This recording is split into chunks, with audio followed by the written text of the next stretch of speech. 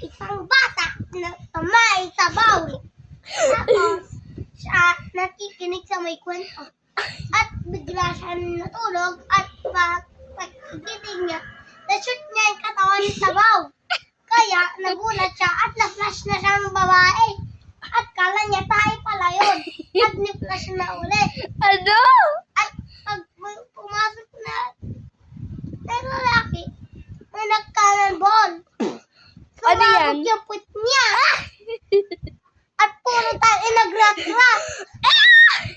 At sinapay na ugis. At pag nakatikat niya, kala niya yung rutela. Pero pag sabi ng lalaki, tae raw yan. Kaya, itaki niya. Na?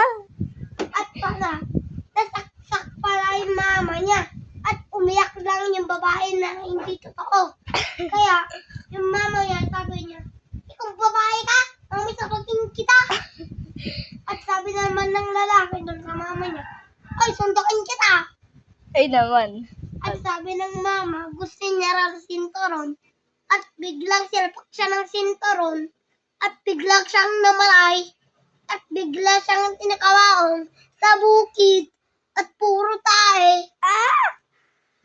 Doon siya pinapatay. Kaya pinuunitan tas. Siya yung may balbas.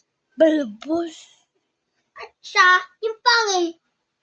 Na totoong buhay ng put niya. Kasi nagrat-rat-rat yan yung put niya at wala siyang pake. Biglang na siya naging isang manika. Naging Raganta. o kaya nakakatakot o hindi. Nakakatakot o hindi. Hindi yan natatakot. Yan ay nakakatawa. Sige na nga, may isang multo ang doon sa bukid. At biglang siyang nadulas ng malaking tae. At